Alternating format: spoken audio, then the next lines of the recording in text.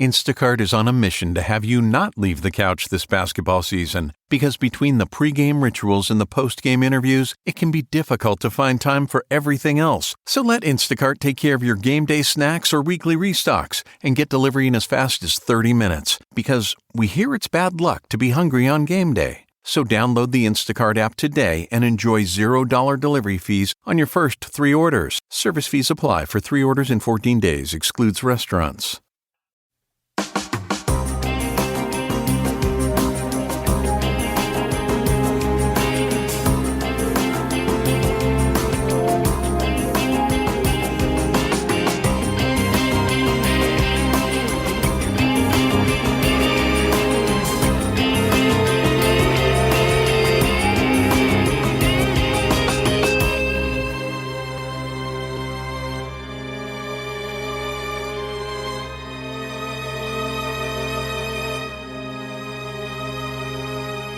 Hello, everyone, and welcome to episode 89 of the True Crime All the Time Unsolved podcast. I'm Mike Ferguson, and with me, as always, is my partner in true crime, Mike Gibson. Gibby, how are you, man? I'm good, man. How about you? I'm doing great. Good. I had a great week, man. Last week was a bummer. We kind of talked about that already. Yeah, it was. But this week has been totally different. My attitude has been really good. I've been all about what can I do with this opportunity that I've been given. Exactly. What can I make out of, or we, I mean, I'm not saying me, but. Reminds me of that story about the 2 little mice trapped in the bucket with the cream. Mm-hmm. And I don't remember the rest of it, the way Christopher Walken's told it in that. What movie? Stop chasing me or keep chasing me or they're chasing. Stop chasing me or keep chasing me. It's called Catch Me If You Can. Catch Me If You Can. Yeah, there you go. Did I ever tell you I met that guy? Christopher Walken's? No, it's not Walken's. It's Christopher Walken. Walken, yeah. No, the guy that. Oh, the real Catch Me If You Can guy? Yeah. Mm-hmm. The rich guy that does so, like cybersecurity now? Yeah, I met him at a conference, and he had his books, and he signed one for me, and we talked for a little bit. He's kind of a cool guy. Yeah. I love that movie. Wonder if he's hiring. If he's hiring. I don't have those skills that he has. Yeah. No, but, the story about, you got to make your own, Make your own cream? I don't understand. You could just sit there, not do nothing. Yeah. And drown in the whatever that is. Or you can cream, work, as you can work called it, yeah. And turn it into what you want it to be. I'm not sure that's exactly how the story went, but I get the concept. Yeah. And I remember Christopher Walken told it much better. And then later on, Leonardo told the story too. Yeah. To somebody else. But I get you. I just think, I am going to have more time to work on some projects that you're going to be involved with too. And I think we can do some cool stuff. And I'm looking forward to trying it out. I am too, man. Trying some different things. So I do think there's going to be more Mike and Gibby. Yeah. In what form, we don't know. That's what we're still trying to figure out. I'm going to do live radio. Live radio. Yeah. Mm-hmm. WKRP. You're going to be a DJ? Is that what you're saying? I'm going to take it from the old DJing at the strip club. Yep. Which you've already done, right? Out to DJing on 12-something AM radio. Because I can probably get AM radio for free. You think they'll just let you on for free? Yeah. Just so you don't want paid for this? Oh, I want paid. Oh. Yeah, but I'll probably have to just start it up, just Gibby radio. You're going to start your own AM radio station? True crime radio. Okay. 24/7. And then we're moving Are you going to work 24 hours a day, 7 days a week? No. You're going to get somebody else to do it? Yes. Oh. We'll do the... I'm not as optimistic now. I was so optimistic about doing something new. I'll do the morning show. But your ideas are... do the late show. Your ideas are scaring me a little bit. I know. We're going to just keep with what you have in mind. Let's do that. Scrap what I'm talking about. How about I'll be the mouse that climbs out of the cup. Yeah. And you just sit in the cream. No, wait a minute. We'll see how it goes. Doesn't sound right. All right, Gibbs, let's give our Patreon shout outs. Let's do it. We had Chad Toy. Hey, Chad. Paul Redmond. Hey, Paul. Jumped up to our highest level. Yeah. He was already a Patreon member. Climbing up. James Rose. Hey, James. Mark Warner. Thank you, Mark. Tambry Brashawn. Thank you, Tamry Bushon. I'm going with it differently this time. We love that. I agree with you. I think that's it. Kelly Bath. Hey, Kelly. Pamela Santos jumped out at her highest level. So, Pamela, I just want to say thank you so much. Sandy Corsi. Hey, Sandy. Becca Casper. Thank you. Laura Kajakob. Thank you, Kajakaba. But you think it's what? Kajakob. Kajakob. How you doing, Kajakob? Jillian Lassard. Lassard. It's a good name. Yeah, too. it's a cool name. Yeah. Crystal Thompson jumped out at her highest level. Hey, thanks, Crystal. Daisy. Just good old Daisy. Lisa Sabo. Hey, Lisa. Claudia Gomez. Thank you, Claudia. Jessica Haynes. Thanks, Jessica. Kyle Bliss. Hey, Kyle. Jennifer Probst jumped out at her highest level. Thanks, Jennifer. Tracy Evans. Oh, Tracy, thank you. Starla Sims, and that is a cool name. You don't hear that enough. Starla. Thanks, SS. SS. Reno 911. Yeah, Reno. Melissa Duke. Thank you, Melissa. Meg Farmer. Thanks, Meg. How's the farm doing? Maria L. Maria L. Just L. What else could it stand? Maria Love. Maria. We don't have time for you to go through all the names alphabet that start with L because there's quite a bit, actually. I know you can only think of 3 or 4, but there's actually a lot of them. There is a lot of them. And we don't have that kind of time. We don't. Nakia White.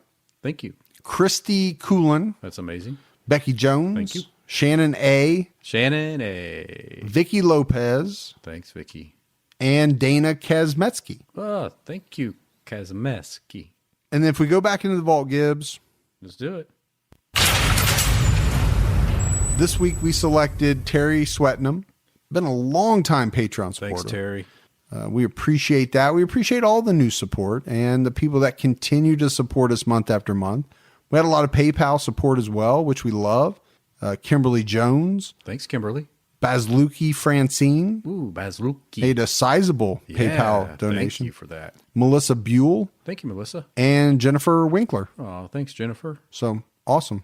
All good folk. We love it. It goes a long way towards helping us defray costs, helping us to keep putting out this content. All right. While this episode is out right now, we have got a great TCAT episode on Fred and Rosemary West. It's part 1 of 2. And I'm telling you, Gibbs, it's a rough. There's no two ways about it. Their childhoods were rough. Probably some of the roughest we've talked about, especially for a couple that ultimately ends up getting together to separately have the childhoods they had. Pretty incredible, to be honest with you. It was a rough episode. So I'm just going to leave it at that. And number 2 is going to be very rough too, because they were heinous. They were vile. Don't eat dinner while you listen to that one. Do not eat dinner while you listen to that. And it's probably something we should have said before that episode. Yeah. Because people have already listened to it. That's true. A lot have. Well, don't eat dinner when you listen to part 2. There you go. But some people like that. They don't care. No, some people, you got a weak stomach. Well, whose stomach wouldn't be weak after listening to that stuff? It doesn't bother me. I know. I'm not saying what. No. I know. I'm saying it doesn't upset me Yeah. physically, my stomach, or it Right. doesn't make me queasy or anything like that. Yeah, it does me. Now, Sick bastards. mentally, after however much research, like we haven't said this for a while, but you and I have got to purge a little. We gotta watch some Schitt's Creek, and That's fun. That's a good show. I like that show. It's Yeah, cracking me it's up. growing on me, Yeah. Each episode. You got to cleanse that palate from researching that type of depravity for long periods of time. Yes. All right, Gibbs, you ready to get into this episode of Unsolved? I am not. Okay, let's shut it down. I always wanted to do that. I know. Why? It's so dumb that I ask you it every time. Yeah. But I like to. I know. It feels polite. It is. But of course, I'm always. I know. You're always up for it. Yeah, that's what I spent my time researching. But I like the fact that you said no. So let's shut it down, and we'll start next week and just we're seeing. see what happens. So for Mike and Gibby. That's it. No, but we are talking about the unsolved murder of Betsy Aardsma. She was murdered on November 28th, 1969, during the late afternoon. Now, Betsy was born July 11th. Hey, July 11th. That's my birthday. Oh, it is? Yeah. Hey, I did not know that. Just a little fun fact. Happy birthday 4 months ago. Thank you. because I don't know if I knew it back then. Yeah, that's it. July 11th, man. But she was born in 1947. I know you were not. No, You were born in 46. I was like, no, it was like 19 years later, but okay. She was born in Holland, Michigan. Which that's amazing. That's where my cousin lives. That's where your cousin Yeah. lives? Yeah. You have not said that in a long time. Yeah, she lives up there in Holland, Michigan. She's a teacher up there. You have a lot of strange connections from just the first few facts that we've talked about. You have a lot of tie-ins so far. It is interesting. And we got to hear about your cousin. We haven't talked about my cousins. See, when you try to say it, it's hard to say. But when you just say it normally, it comes out clear as day. I know. Cousin. You just have an issue with me saying that word. Because nobody says it that way. Like nobody says wash either. No, people do say that. Yeah. I like to give you a hard time about that, but a lot of people say, and you say wash. Yeah, I do. Yeah. A lot of people say that. A lot of people say wrestling. Yeah. A lot of people say words like Illinois. that. Illinois. Yeah. I've never heard, and I've talked to a lot of people in my life about a lot of things. I've never heard somebody say the word cousin with a T. First of all, there's no T anywhere in the word. You know. There's nothing at the end of it that would even make that sound. Let's just move past. Unless you want to take a picture. Which is what you say when you're trying to think of something to come back at me with, and it just didn't come fast enough. So you're like, okay, let's move past it. Let's move past. No, but we've got to talk about Betsy. Yes. She was the second of 4 kids, born to Richard and Esther Aardsma. And her father, Richard, was a sales tax auditor. Her mother, Esther, was a homemaker. Betsy's family and friends have said about her that she was artistic, poetic, bright, gutsy. That's a good adjective to describe somebody. She was gutsy and she was empathetic. That's good. So it sounds like she was very creative. Yeah. You know, on the artistic side of things. I'm poetic. You are very poetic. Yeah. She graduated from Holland High School with honors. Like somebody we know. And she graduated from the University of Michigan with degrees in both English and art. So again, Similarities to a lot of similarities to you, but she was very intelligent. You know, at the time of her death, she was a graduate student at Penn State University. At that time, her boyfriend was a man by the name of David Wright, and he was a medical student at Penn State. And David was the reason that Betsy chose to go to Penn State, because he was already there as a medical student. If it wasn't for him, I think, Gibbs, she planned to go into the Peace Corps. Yeah. She had the opportunity. You know, she, like you said, she was very bright. Honors in high school, top of her class at Michigan. I mean, she did really well. And then, you know, just to have that sense of wanting to help others. To go through the Peace Corps, because that's the commitment itself. It is. And I think it says a lot about her that with all of those things in her back pocket, Right. Multiple degrees from a pretty prestigious school like Michigan. Michigan's a good school. Yeah. Even though we don't talk about it because we're Ohio State fans, but I can admit it's a good school. Yeah.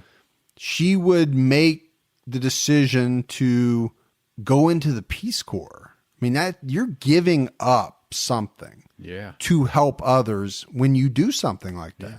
Now, she didn't, but it was because of David. Yeah, exactly. She wanted to be with her boyfriend. So, you know, and she was attractive too. I mean, she was very pretty. Yeah. I mean, you know, she was 5'8", you know, kind of slim, athletic built. And she had this reddish brown hair, and she had those hazel eyes.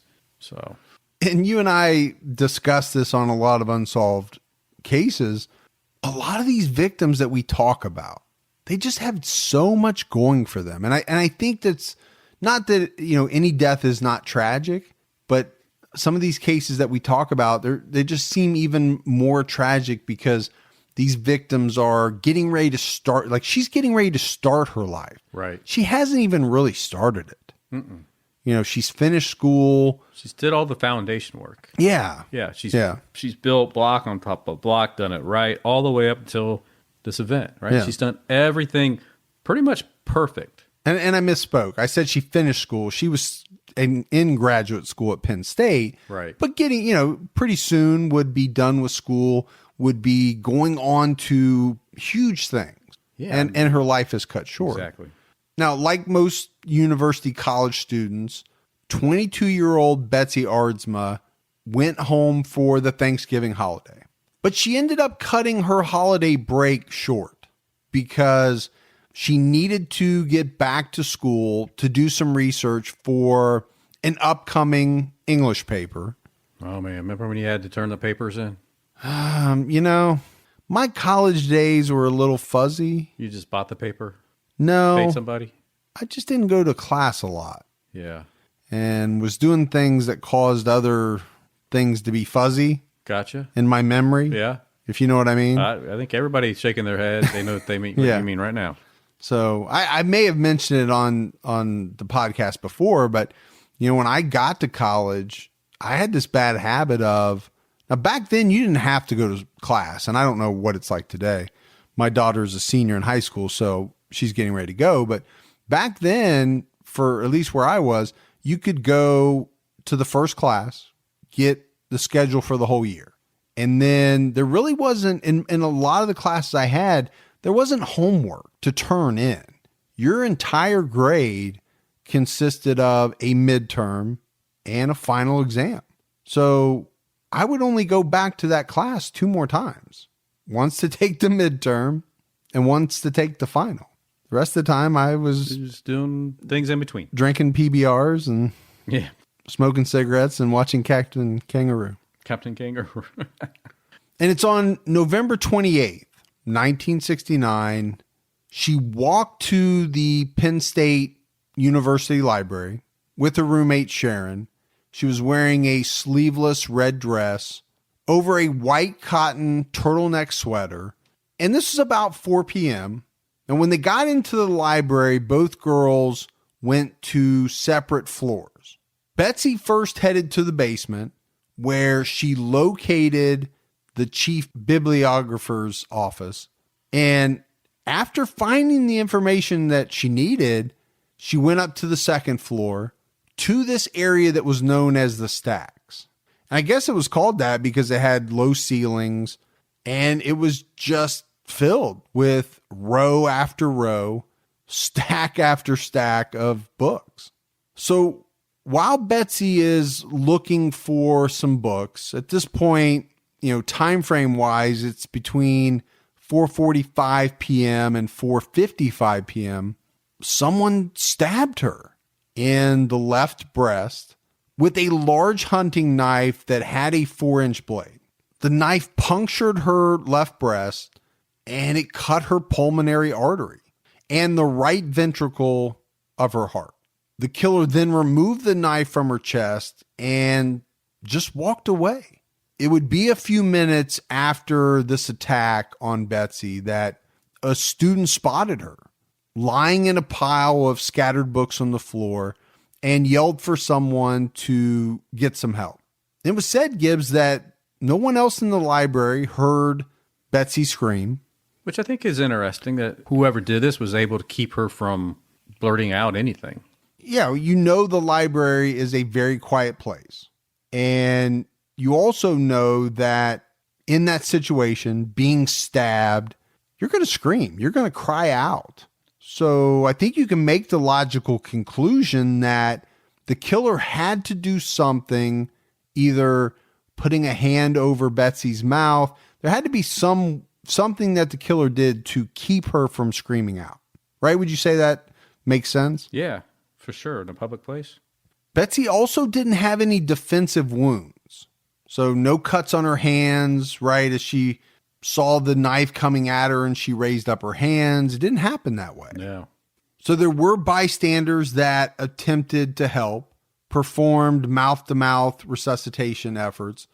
Then the paramedics arrived. And at first, they didn't even notice that Betsy had been stabbed. Because we talked about what she was wearing. She was wearing a red dress and that color dress camouflaged the blood from the wound. Yeah, and when you think about the cut, the stab wound was probably like a 2-3 inch slice going in. I know it was much deeper, but probably not even that. Probably like maybe an inch opening, so probably didn't have the amount of blood coming out in large volume like you would think, because there was only just one puncture wound. At first, it was believed that Betsy had bitten her tongue during a seizure. So they quickly get Betsy to the hospital. It was about 5:19 p.m. Campus hospital, known as Rittenauer Health Center. And this is where doctors noticed, like you said, Gibbs, about a 1 inch wide, 3 inch deep stab wound. They determined that Betsy died about 10 minutes after the attack.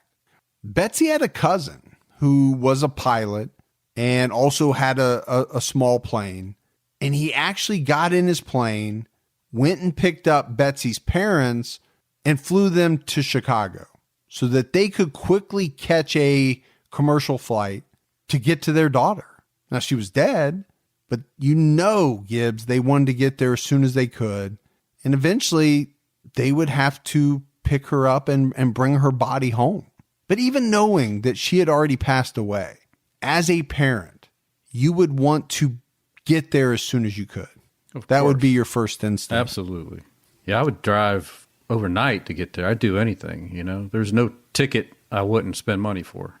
No, not when it comes to your kids. Nothing. Betsy's funeral was held December 3rd at Trinity Reformed Church in Holland, Michigan. And she's buried at the Pilgrim Home Cemetery there in Holland. Now, investigators immediately felt that the attacker was either someone she knew, or else they had to have come up from behind, taken her by surprise, and stabbed her.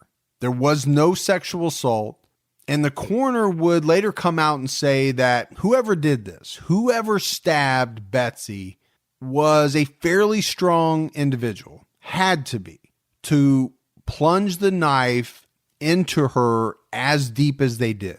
And this was a big case. They put a lot of investigators, 30 or 40 state troopers working the case. They interviewed hundreds and hundreds of students on the Penn State campus. Well, it's things you would think you would do, right? Yeah, you would have to. Yeah, you would think you, for sure, canvass the area. You're going to talk to the people that were there that night, question them, go as deep as you can, and see if you can get any type of lead. And you would think they would start with the students there at Penn State, right? She was killed in the university library. I mean, my first thought, Gibbs, would be, it's got to be a student, right? Is somebody going to come off the street and come into the Penn State library? Now, maybe. They could, but I kind of doubt, That wouldn't be your first thought, though. But I will say they didn't limit their investigation to Pennsylvania, Penn State. They followed a lot of leads, especially back in her hometown of Holland, Michigan. They weren't going to leave any stone unturned. No, they're going to do their due diligence for sure. Now, investigators ultimately placed the number of students that were inside the library at the time of Betsy's attack and murder at around 90. About 90 students, they said, were inside the library. And that was a pretty low number because remember, this happened over the Thanksgiving holiday break.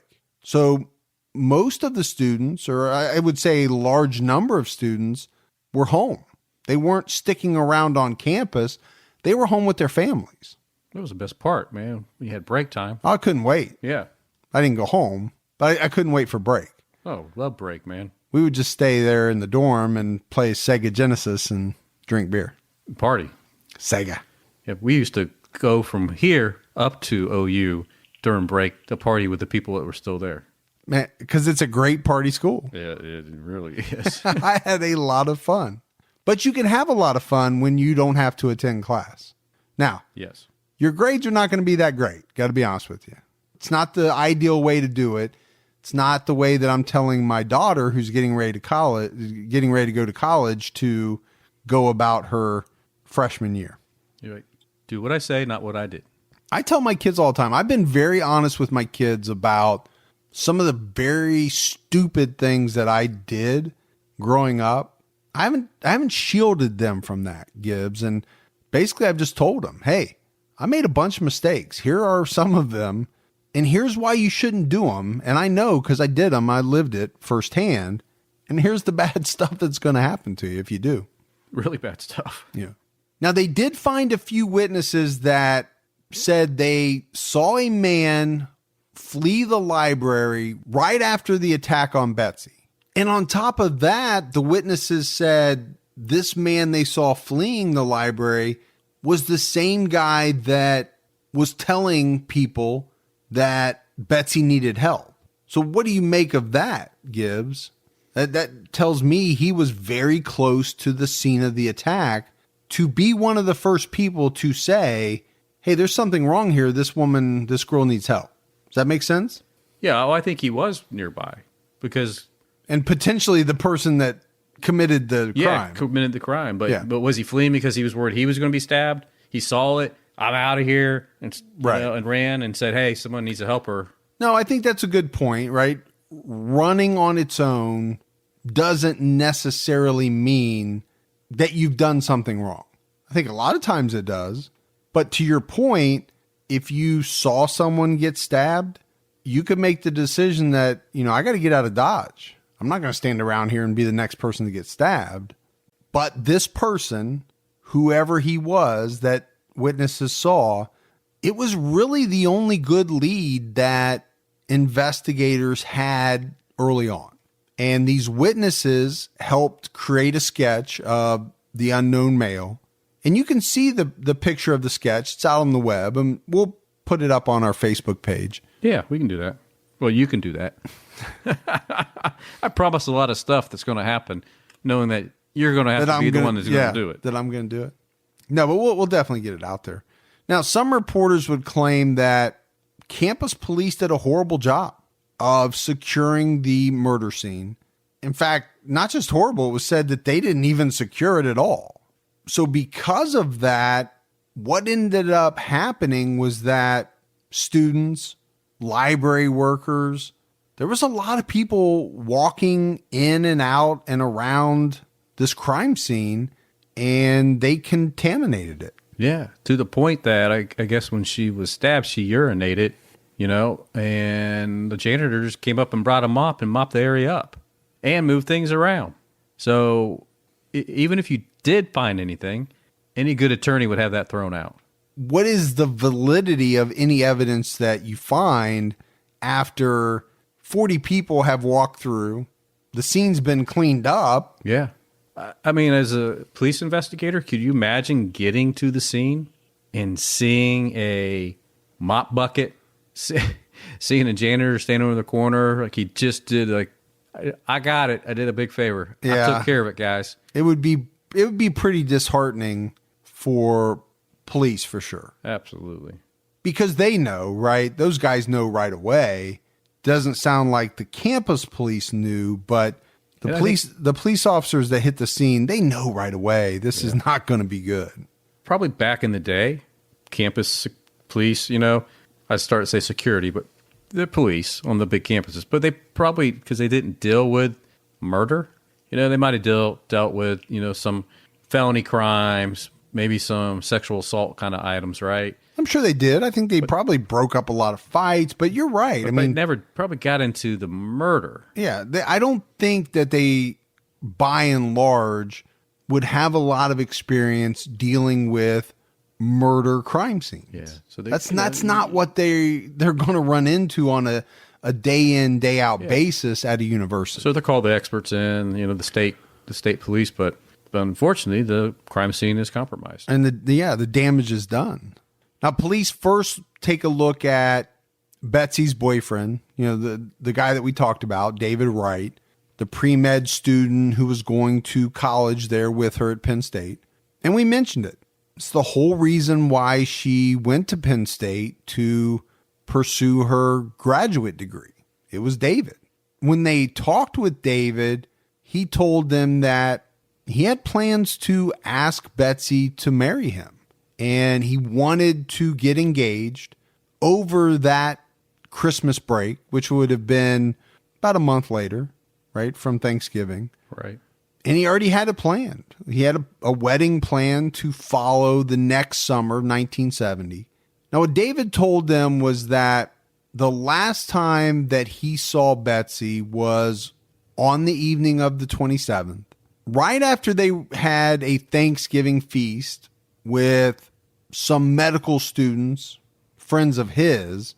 David drove Betsy to the bus depot so that she could return to school to work on that English paper. So after he dropped her off at the bus depot, then he went back to his apartment where he had his own graduate work, or, he was medical school. So he had his own studies that he had at his house that he was going to go ahead and finish up. But he wasn't going back to school, right? I think that's the main point. He was staying home. She was going back to Penn State. He would be going to Penn State sometime later, which explains why he saw her on the 27th, didn't see her at all on the day that she died. Yeah, that's right. Exactly what happened. But police investigators noted that David did seem very distraught over Betsy's death, and they interrogated him for many hours. But eventually they confirmed his alibi. And I think in addition to that, Gibbs, they just didn't believe that David had any part whatsoever in Betsy's death. I mean, he loved her. He was, by their account, very distraught. I just think they could see it, that this is not the guy that killed Betsy. Right. He was cleared by investigators of any involvement in her murder. Now, David later would say he wondered what would have happened if Betsy would not have gone back to school, right? If she would have just stayed home, or if he had gone with her and was with her at the library at the time. And he wondered what type of life they would have built together. It'd be really tough, Very tough. To know that you were someone you love, that you never got to experience the next level. And you would always wonder what would have been. What if, right? Right. And you and I talk about the guilt in some of these cases. David Wright had nothing really to feel guilty about, but that's not going to stop him from feeling guilty. Thinking about, could he have done something differently that would have prevented the death of the woman that he loved? And we mentioned it was two things, right? Either convincing her to stay with him or making the decision to go with her so that he was at Penn State, maybe he was in the library, and that would continually run through your head. I should have been there. I should have done this. I should have done that. But, Right. You can say all day long that a person shouldn't feel guilty, but it's going to happen. And there's nothing that you can do. There's nothing but time that's going to, and maybe not even time. Maybe you feel that guilt in some small form for forever. Maybe. In the back of your mind on certain days, 30, 40 years down, maybe he does today. I don't know. Maybe like on the anniversary of, he Yeah, thinks, sure. and it goes a little deeper some days than others. Yeah, he's probably got married and had kids. I know he's a very successful kidney specialist. Yeah. I did read that. I'm sure he had a great life, but to your point, maybe on the anniversary every year, there's some small part of him. I mean, I'm sure he thinks about Betsy, but there's some small part of him that still wonders, is there something I could have done? And what would have been different if I had? The university posted a $25,000 reward for information leading to the arrest of Betsy's killer in the spring of 1970. All right, so we talked about the first obvious suspect, and it would be the obvious suspect in any murder like this, right? The boyfriend, the significant other, the spouse. That's where you start. Now, another suspect or theory, if you want to call it that, is that Richard Hefner murdered Betsy. Richard was 25 years old at the time that Betsy died, and he was an alleged child molester. He attended Penn State University, was a graduate student just like Betsy. He completed his undergraduate at Franklin and Marshall College. But another thing is that Richard lived in the same residential campus as Betsy. He also worked at a local museum. It was reported that he may have taken some precious artifacts from that museum. Yeah. So he's an alleged thief. He's an alleged child molester. And we're going to get into why that is. But Richard was said to be a charmer. You know, he was good looking. He was well dressed. He had a nice speaking voice. There were reports from back during that time, though, that he had a very hot temper and that he could be violent towards women. And the alleged child molestation comes from him being accused and investigated several times for sexually assaulting young boys while working at the museum. Years later, in 1975, he was arrested and charged with molesting 2 boys. The case received a lot of attention, especially around that area. I mean, it was a big story. It was in all the local newspapers, but it ended in a hung jury.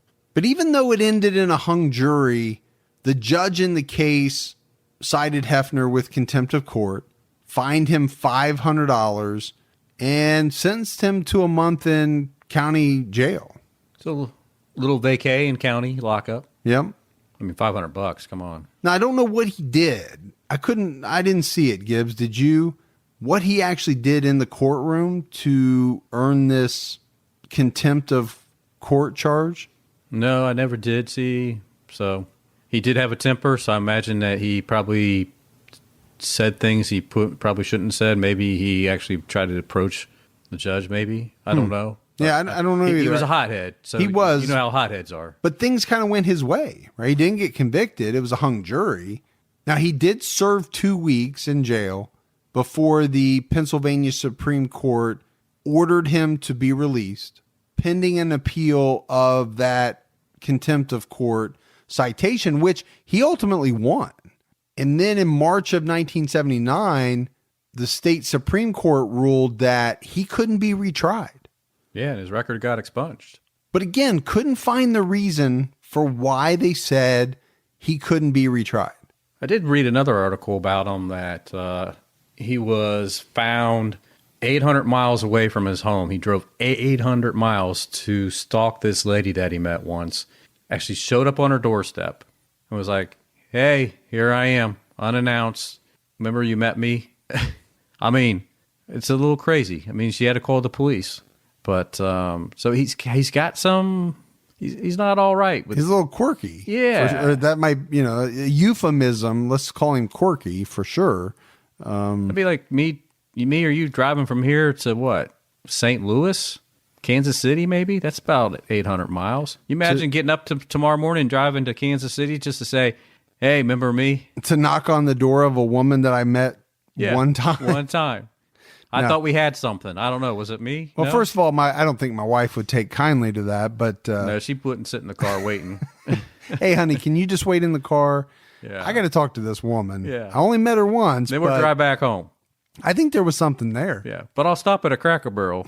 Don't worry. Or a Denny's. I've gotten a lot of emails about Denny's. About Denny's. Yeah.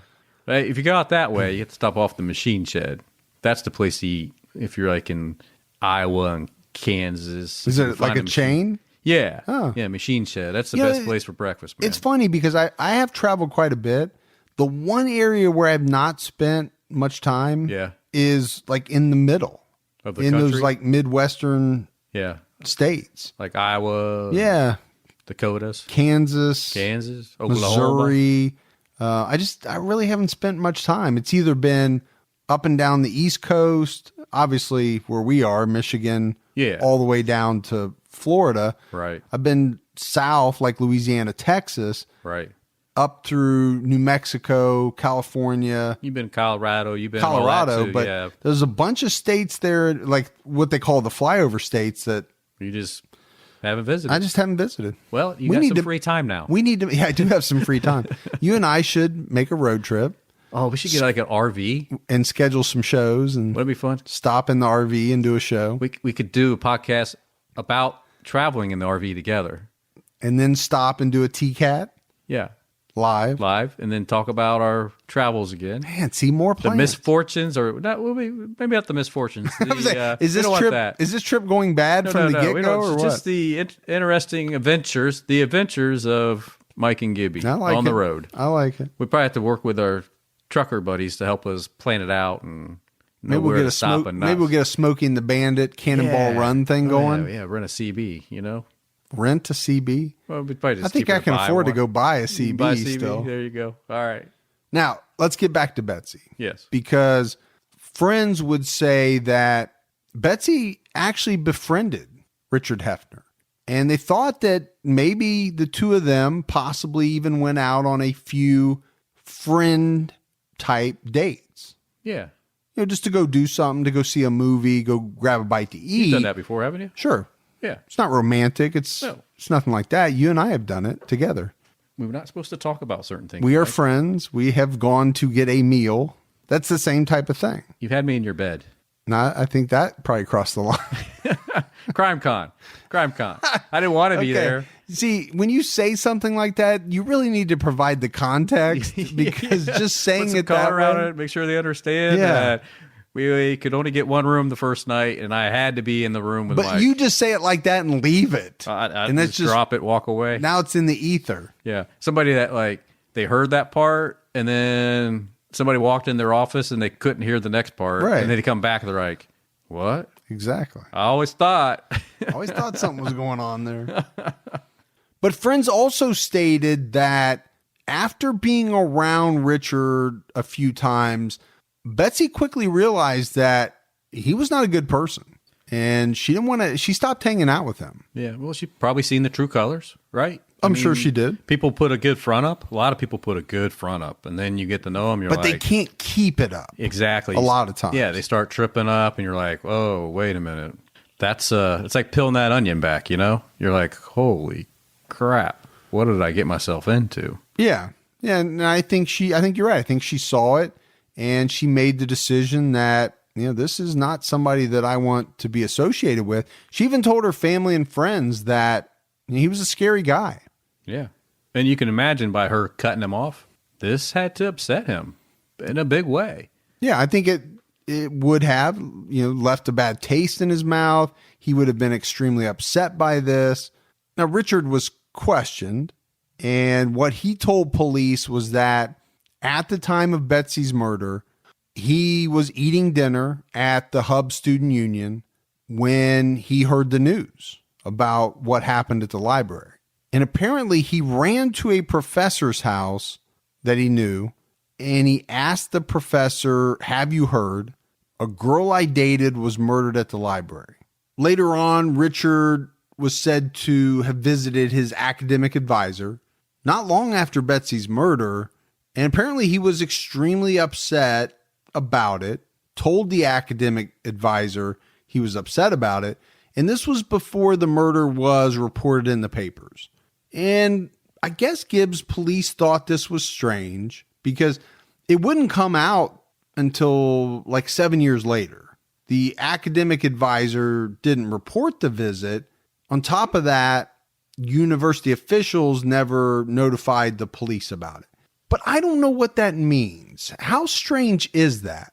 The police think it's strange that he's talking to somebody about the murder before it was in the paper. Yeah, but if he was in the Hub eating, like he said he was, and he heard people, maybe the kids coming from the library ran in there, he heard it. Sure. Yeah, so that would make sense. He heard about it, and he went to a trusted advisor and said, "Oh my gosh, this girl I knew, I loved, or whatever." Whatever it was. Yeah. But I think just the fact that the police thought it was very strange that he would be upset and talking about it before it hit the paper. I'm not seeing it that way. I'm seeing it as it could have happened that way. And I think if you believe he did it, then you can put some validity into the fact that he must have just went right there And that, okay. Yeah. So the police are saying, okay, if he murdered Betsy, boom, he goes to the professor's house, says, oh, woe is me. I can't believe she died. I dated her. And then boom, goes to the academic advisor, pours his heart out there. Right. Was never really at the hub. Just his hub was his alibi to say, this is how I heard it. Then I went around and told everybody. I got you. Yeah. So if they believe that he did it, then I could see where they're kind of putting it together that way. Police investigators also believe that there was a resemblance between Richard and the sketch that was made of the man that witnesses saw fleeing the library, the crime scene. But even so, there wasn't enough strong physical evidence putting him at the scene of the crime.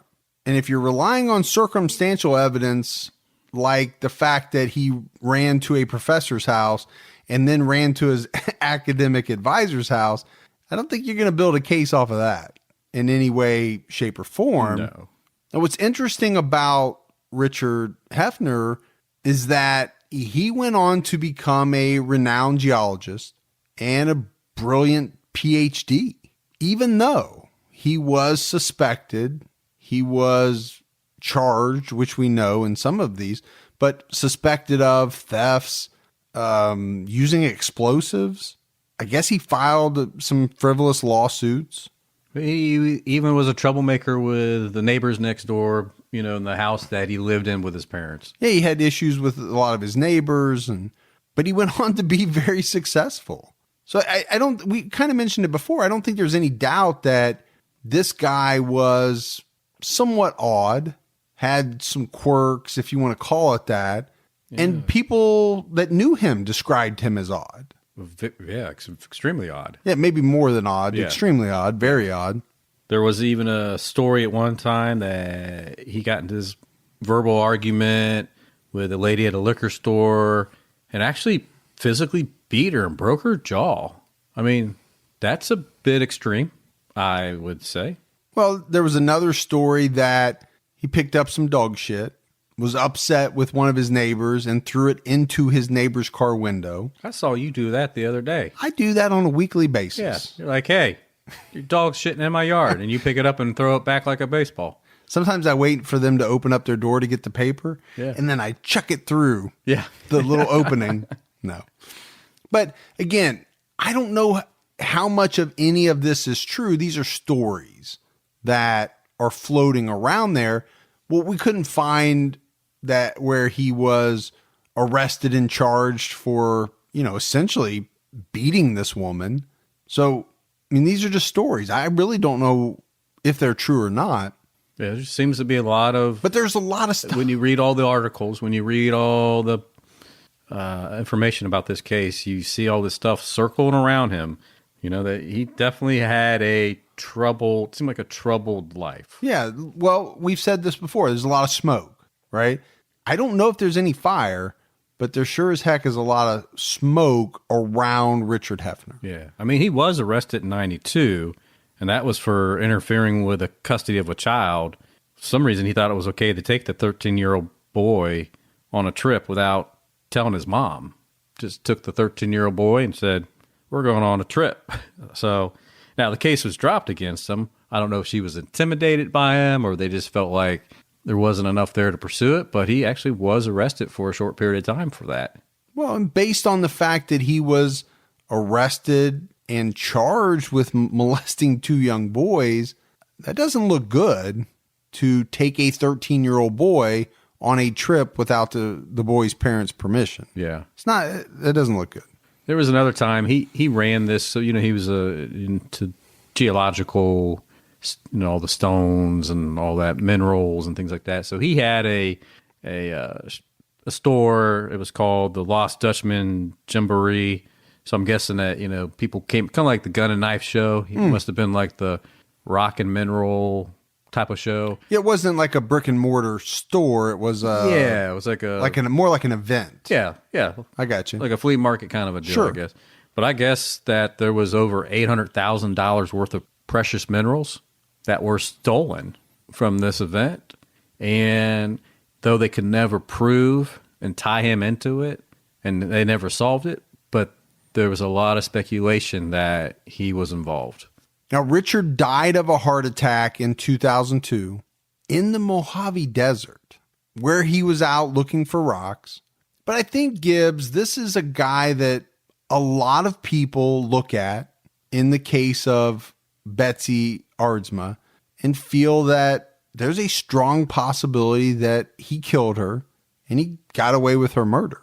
Yeah, I mean, the Pennsylvania State Police, I mean, they still have him as a person of interest in the case just because they never really had any physical evidence to tie him to the case. They got some circumstantial stuff floating around, but nothing solid that they could ever take to the table to prove anything. So they never did. So there was another story that came out years later after he passed away, and it was his cousin would leak this out, and he would talk about the 1975 child molestation charge. And he would talk about during this time, he was working for Richard, and he was in Richard's garage. And what they did in the garage, Richard would buy these big stones, and they would break them into smaller pieces and package them and ship them up to like the Smithsonian and other places, and they would sell them, right? They were different type of minerals that people would want to buy. And so what happened one day is that everybody went to lunch, but his cousin stayed behind and was working on something in the garage back in the corner. And Richard's mom came out, because remember they lived together, came out and just started berating him and getting on him and talking to him about this molestation charge. And his cousin would say that his mom screamed at him saying, "You killed that girl. Now you're killing me." And then would say again, "Are you going to kill me, Rick?" And, I guess clearly, Rick was short for Richard, but he overheard this. And I think that clearly in his head, he thought, this got to be referring back to the 1969 murder of Betsy. That's just a weird thing to say. No, I think if you're the cousin, what else can you think that refers to other than knowing that Richard is a person of interest in that murder?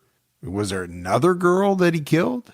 And that's what his mom's talking about? If not, there's no other logical conclusion, right, other than Betsy. Yeah. And I think even another weird part of all this after the fact is that, so when he died, his nephew had the responsibility to help clean out the house. And he didn't say what it was, but he said he found a lot of bizarre, strange things that he wished he never found when he was cleaning out his uncle's personal items. So I don't know if that relates to his, the alleged liking of young boys or what. Right. But, boy, you just wish you knew exactly what those items were. Exactly. Do they point towards him possibly being a murderer, or were they just disturbing because it was, let's say, child pornography, or, pointed to his sexual predilections towards young boys? Yeah. We don't know. By the way, if something happens to you, is there something I'm supposed to get out of this house before your wife finds it? No. Okay. I'm clean as a whistle, man. It's locked up good? Even First if she of all, finds it, she won't get it. First of all, even if there was, why would I tell you? Why would I? I'd go find it right now. Like, here it is. You'd pull it out, show it to my wife, whatever. Well, we already know about the furry suit, so. Yeah, exactly. I mean. Now, Betsy's case officially remains unsolved. It's almost 50 years old now. Yeah. Next year will be 50 years. And even with all this fantastic DNA discoveries that we're experiencing, I don't know, besides whatever they could get off of her at the time, knowing that the scene was compromised so much. Yeah. Maybe they got some good DNA off of her somehow, some fibers or something. Probably unlikely. Probably, because if they did, we're not aware of it. Yeah. Right. It's not out there that they have an unknown. They have DNA from an unknown suspect. Exactly. So my thinking is that in 1969, they probably didn't. Yeah. Even if there was something to collect, they might not have, thinking that it was of no use to them. Yeah. And because it wasn't at that point. You're right. And this was a big case at the time, nationally. But, and as I know you know, 2 weeks after this, I believe it was 2 weeks after this case broke, it's when the Manson family murders came to light. Well, and we've talked about other cases that were overshadowed pretty quickly by the Manson family murders. I mean, that was national news every night for a very long time. And I did think it was interesting. I was reading an article, Mike, that so she went to the University of Michigan and For undergraduate. Yep. And just before she made her decision to go to Penn State, they had all of these girls that were being murdered up at the university. So they were glad that she went to Penn State because right before she left, they had all those murders happening up around Ann Arbor, which happens to be somebody we covered not too long ago. Yeah. So I think it was this year, but probably early on this year, John Norman Collins. Yes. Yeah. I don't know when we covered him, but I know we covered him either late last year or early this year. Yeah, I think you're right. Somewhere in between, somewhere around that time frame. Yeah. But to your point, Gibbs, think about that. They're so happy that she's getting away from Michigan because there's a killer there. She goes to Penn State and gets murdered. Yeah, that's crazy stuff, man. And in the same time, too, I guess this was big news and you know this more than anybody because you've covered it and wrote a book. The Zodiac was pretty active. Yeah, he would have been big news during that time period because it wasn't, if I remember correctly, Gibbs, it wasn't that many months.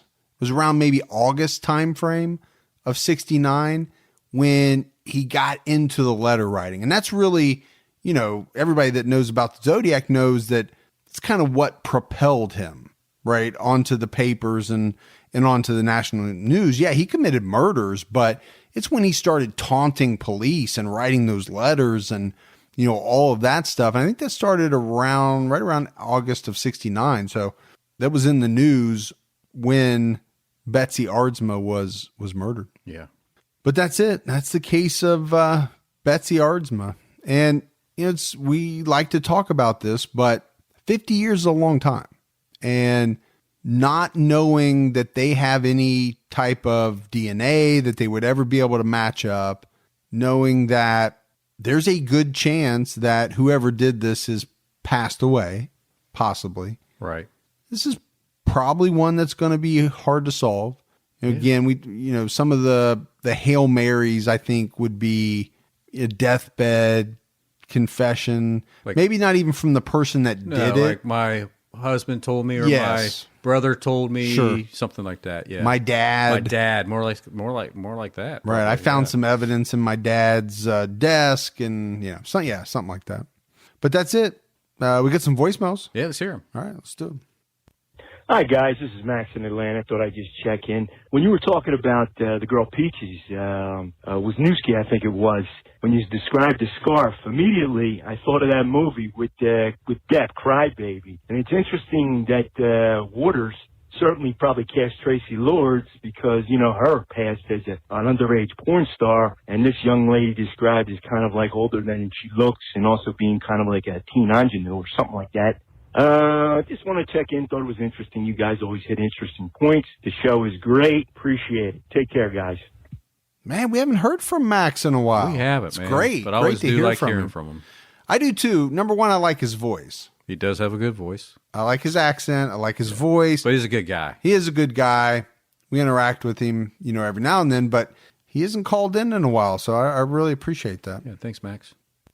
Hi, Mike and Gibby. This is Tamara calling you from Atlanta. Just wanted to say hello. I actually just finished the episode on Carolyn Wisniewski, if I'm saying that right, about the 14-year-old, and that's just horrible to me because I have a 14-year-old. It's a boy, but still, it just kind of hits home a little bit with me. But such a sad story, and they still don't know what happened, and that just breaks my heart for that family. But and also, I know y'all had mentioned Denny's around the U.S. or whatever, and I did want to let you know that we do have Denny's in Atlanta. I think a few here and there, not a whole lot, but the big thing down here in Atlanta is the Waffle House. Really good breakfast place. But and I think they have those around too, but it originated here in Atlanta. So anyway, I hope you guys are doing wonderful. Congratulations on your 100th episode, and I hope you're having a great day, and stay safe and keep your own time ticking. Bye-bye. All right. Back-to-back calls from Atlanta. We always love to hear from Tamara as well. And we do have Waffle House around here. We do, and I have to talk about Waffle House. I'm going to go after I leave here and go get me some scattered cover, smothered chunk dice, topped. So I got to talk about Waffle House. Actually, my family and I were just there a couple nights ago. We couldn't figure out what to eat. Yeah. We were out somewhere. And you didn't call me. No, I didn't. But it used to be when I was younger that we didn't have Waffle House. The only time you got Waffle House is if you were on vacation traveling south. Yeah. I remember that. Yeah. And that was always like a big treat to, if you stayed in a motel, you get up the next morning, you were going to, get back on the highway. Hey, let's find a Waffle House. Well, I've got one about 2 miles from my house now. Yeah. But I love it. I love Waffle House. Actually, I like Waffle House more than Denny's, to be honest with you, but I can stop in anytime, get me some eggs, bacon, and my hash browns the way I want them. I get this cheesesteak sandwich. Oh, it's so good. Is it good? Oh, yeah. I always just get eggs, bacon, and my hash browns the way I like them. Yep. A lot of times I get the Burt's chili on the top. I'm really hungry now. Yeah. Let's go to Waffle House. Hey, Mike and Gibby. This is Erin calling up in Maine. I've been listening to TCAT for a couple months now and have gotten through all of your episodes, including all of TCAT Unsolved. So I recently became a Patreon member just so I could get more content because I can't get enough of you guys. I listen every Sunday. It makes me actually look forward to Sundays, which I never thought I'd say, but it's a blessing for sure to have you guys come out with usually 2 new episodes on Sunday. And I just want to say that we all are so appreciative for all the hard work that you guys put in.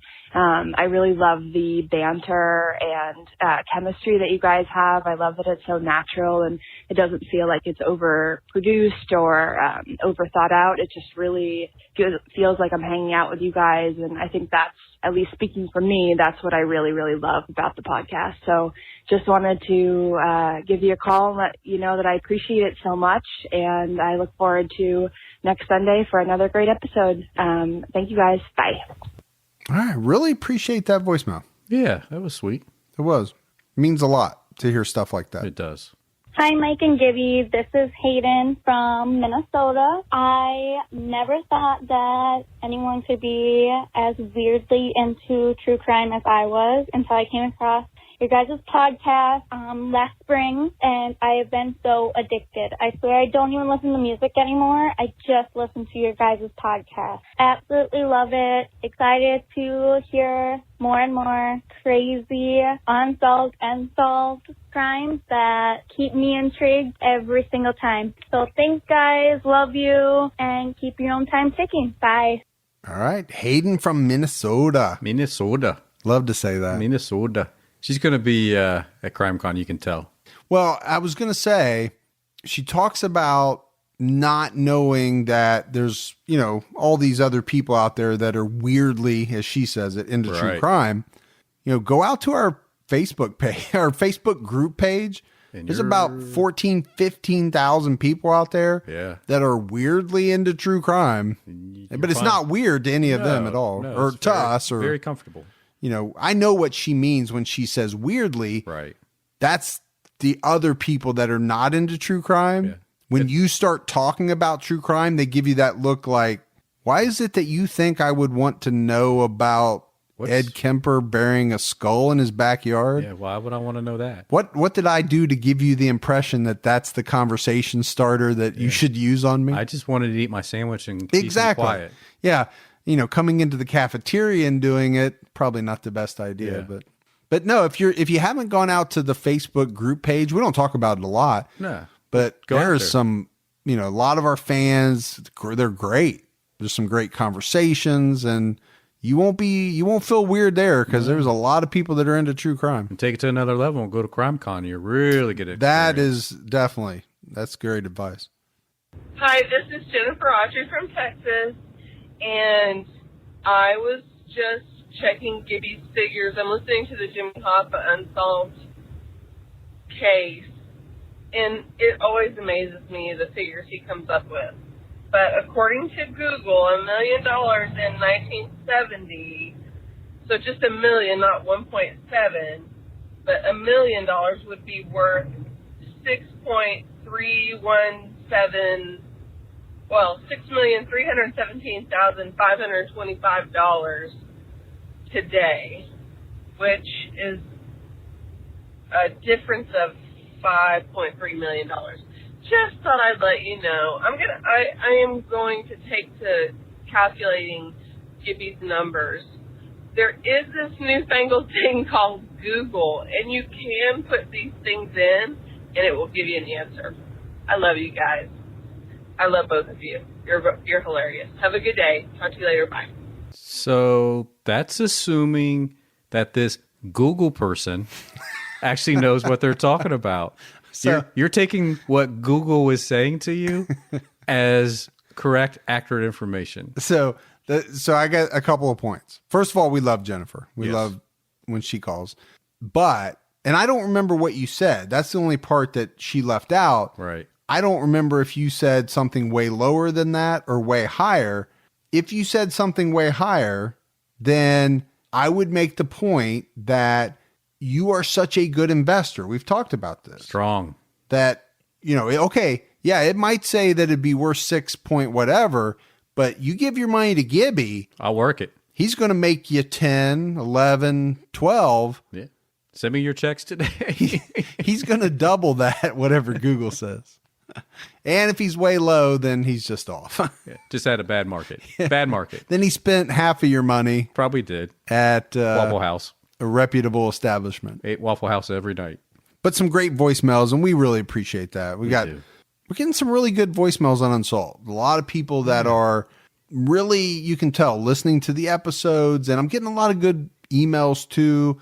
There was some good information about the drapes. Yeah. Why they're called the drapes, and some things like that. So really, really like that Unsolved is picking up, and people are really paying close attention to the cases. But love it. All right, that is it for another episode of True Crime All the Time Unsolved. So for Mike and Gibby, stay safe and keep your own time ticking.